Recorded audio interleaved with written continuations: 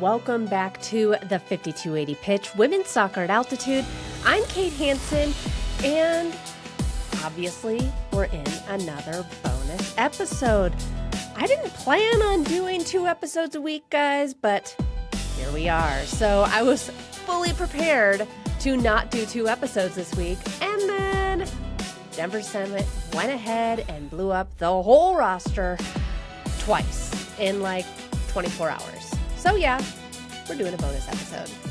3 signings, 1 week into the inaugural season, and I need to talk about all of them because honestly, each one matters for a different reason, and together, ooh, this is a statement, a big one. So we're going to be talking about Yazmeen Ryan, Delanie Sheehan, and Yuzuki Yamamoto. All right, let's go.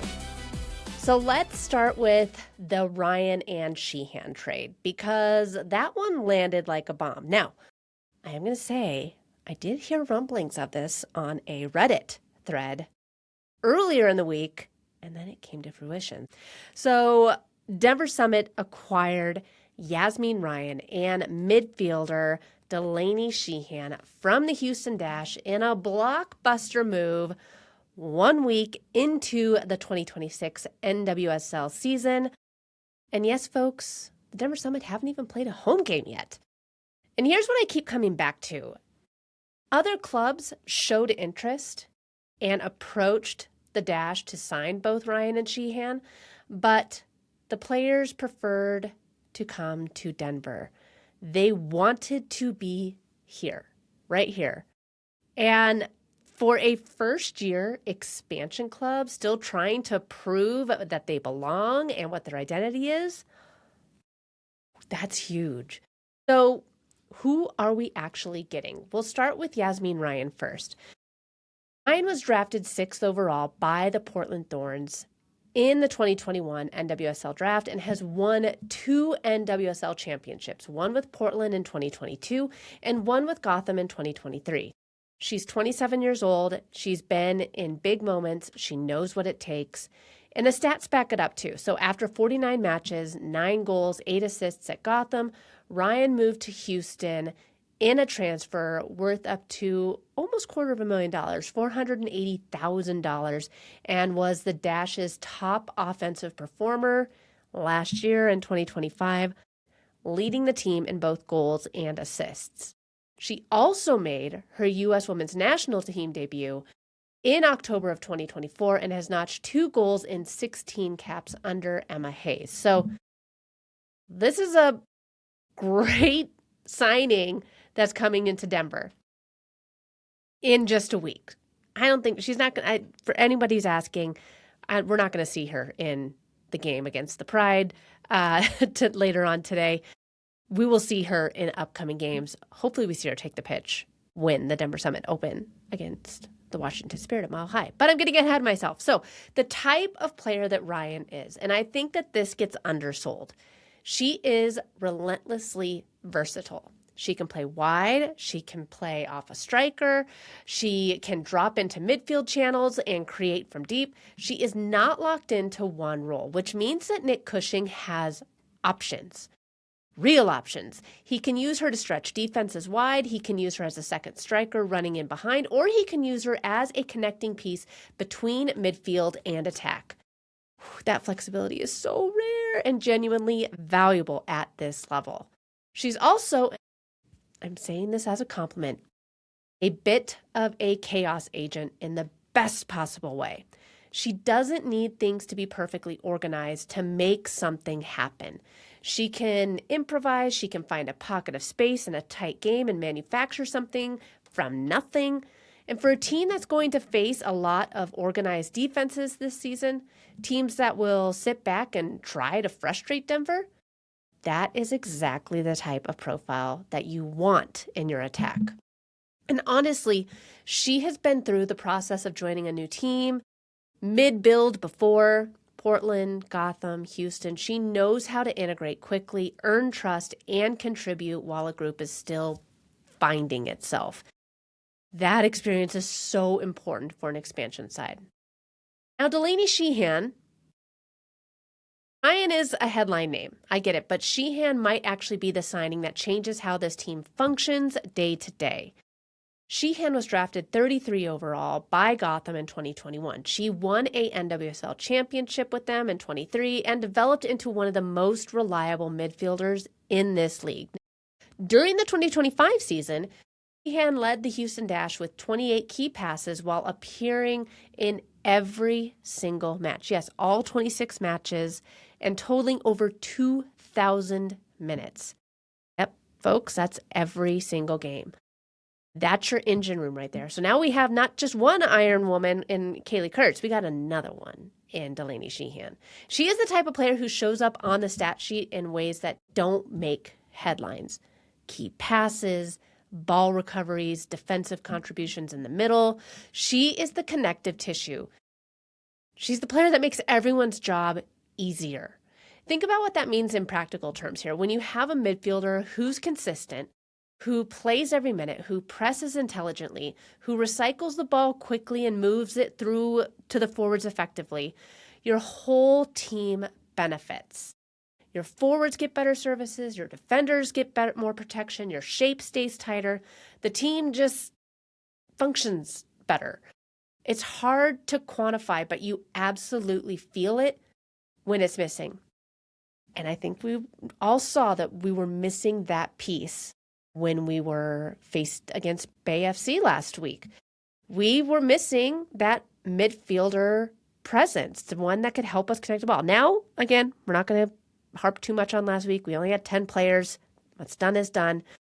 Let's talk about the good thing and how the Summit has set up their midfield so far. They have some genuinely good pieces, but they've needed someone who can control the tempo, who can grind through a difficult 10 minutes in the middle of a match without the team losing its structure. Sheehan is that player. She's been doing it at the highest level for 5 years now. And the Summit will inherit both players' existing contracts. Ryan is signed through 2027, while Sheehan's runs through 2026 with a mutual option for 2027. You're probably saying, okay, well, what did we pay to get these two? What was the transfer fee? $800,000 in intra-league transfer funds, $200,000 in expansion allocation money, with up to $100,000 in additional conditionals, plus a sell-on fee. Houston also sent $150,000 in regular allocation money back to Denver, making it net around $850,000 total, guaranteed for both players. That's a lot of money. Is it worth it? Yeah, I think it is worth it because you're not just buying two players, you're buying championship pedigree, U.S. Women's National Team credibility, and roster depth, all in one move. For a club that plays its home opener in 8 days, that's huge. Now let's talk about Yuzuki Yamamoto, because this one I was surprised about. It caught me a little, and it was announced first. So if you haven't heard of her yet, that's totally okay. You're about to. Yamamoto is 23 years old. She joins the Summit from the WE League champions Tokyo Verdy Beleza, where she was named league MVP after scoring 8 goals in 22 appearances. The WE League is Japan's top professional women's league, and she just won it and was the best player in it.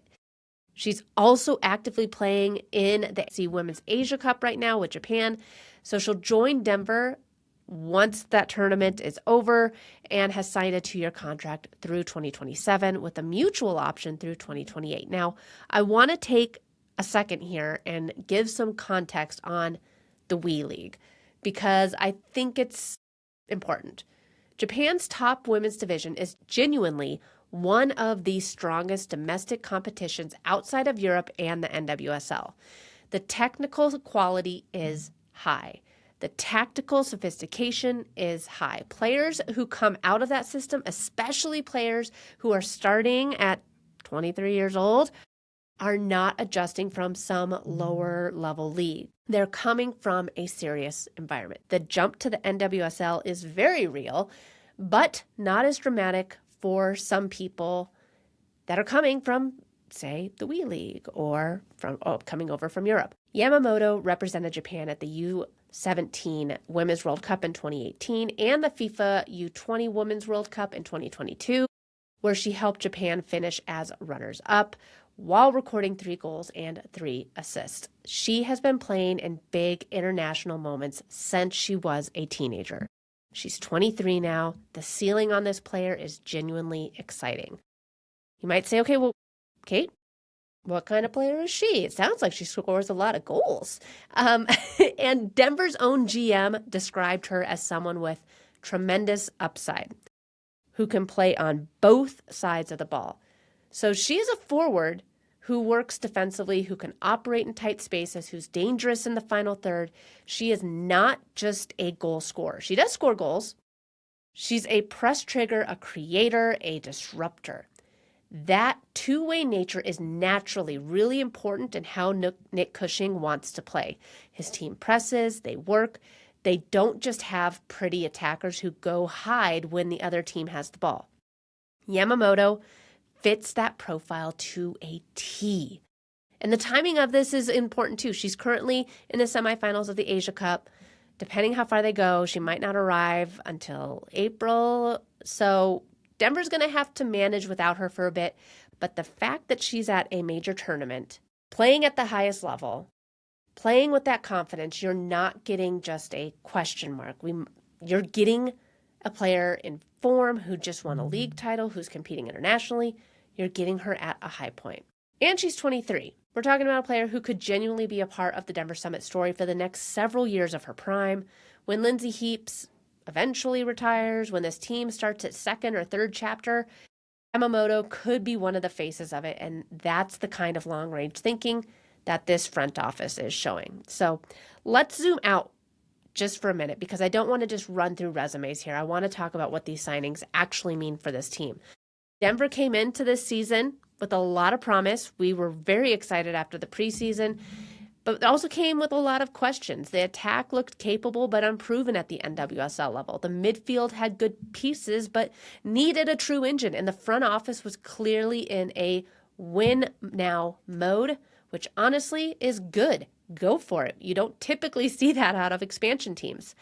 These signings answer multiple questions at once. Ryan gives you a proven NWSL scorer, someone who has been in big games, big moments, and delivered. She slots into a forward line with Kössler and Brazier, and suddenly Denver's attack has genuine depth and quality across 3 positions. Opponents can't just game plan for one player anymore. You can't just double Brazier and leave Ryan one-on-one. You can't take away the middle and leave space wide. Every defensive decision against Denver now has a real cost. Sheehan gives our midfield stability, the ability to control games, protect the defense, and connect play through the middle. She is the kind of player that makes a team harder to beat, not just be more exciting, but harder to beat. That's a difference. And for an expansion team, harder to beat is actually just as important as being explosive going forward. You need to be able to grind results. You need to be able to draw on the road against a tough opponent when things aren't clicking. Sheehan helps you do that. And Yamamoto, she might not arrive until later on in the season, but she is a long game piece, the player you're signing not just for 2026, but for the next few years, the one who grows with the club, the one who's still going to be here when a lot of the veterans have moved on. There's something really intentional about that. Denver isn't just trying to be competitive this year. They are trying to build something that lasts. And here's one thing that I keep thinking about. This team already surpassed 50,000 tickets for the home opener on March 28th. Yes, folks, 50,000 of us are coming to see a team that we've never watched play in a competitive match live before. And the front office responded to that energy by making more moves. That is how you build something, not just marketing, not just vibes, actual roster construction that matches the ambition of the fan base. And it sends a message to the players already here, Kurtz, Kössler, Pickett, all of them, that the organization is serious, that they're not just here to fill a schedule slot, they are here to compete. The other thing I want to say is this. Expansion teams fail when they get too patient, When they say year 1 is about learning and building the culture, year 2 is when we will build this, year 3 is when we'll compete, that's a recipe for losing your best players to free agency, losing your fan base to boredom, and never actually arriving at the thing you promised. Denver isn't doing that. They're arriving now. They're not waiting. Will it all come together perfectly? I mean, who knows? This is still a new team, but there's still chemistry to build, systems to install, moments of figuring it all out. That's real, but the talent level is now genuinely good enough that when things do click, and they will, this team is going to be really fun to watch. If you thought they were fun to watch in preseason, man, just wait. It's just going to go up from here. All right, that is your bonus episode. 3 signings in 24 hours, 1 week into the season. Yazmeen Ryan, Delanie Sheehan, Yuzuki Yamamoto. I genuinely did not think the Summit would make moves like that this fast. There's a game tonight. For those of you who are listening on the day that this episode comes out, they're playing the Orlando Pride tonight at 6 p.m. Make sure you're tuned in. There is a number of watch parties all over Denver. Make sure you head to one of the watch parties. There's some down south, some up north. Find a watch party, join a watch party, and join some Denver Summit fans. Let's get this Summit train rolling. If you're not subscribed to the pod yet, well, what are you waiting for? Please do that right now, wherever you listen. It takes 2 seconds, and it genuinely helps the show reach more people. And if you want more match previews, if you want to start stat breakdowns and all the good stuff in between episodes, head over to the5280pitch.com and be sure to get on the newsletter. You can get special discounts if you're on the newsletter. All right, until next week, we will hopefully not have any more surprise bonus episodes. I hope that you enjoyed this episode as much as I enjoyed creating it. And we'll see you on the next episode of the 5280 Pitch, Women's Soccer at Altitude.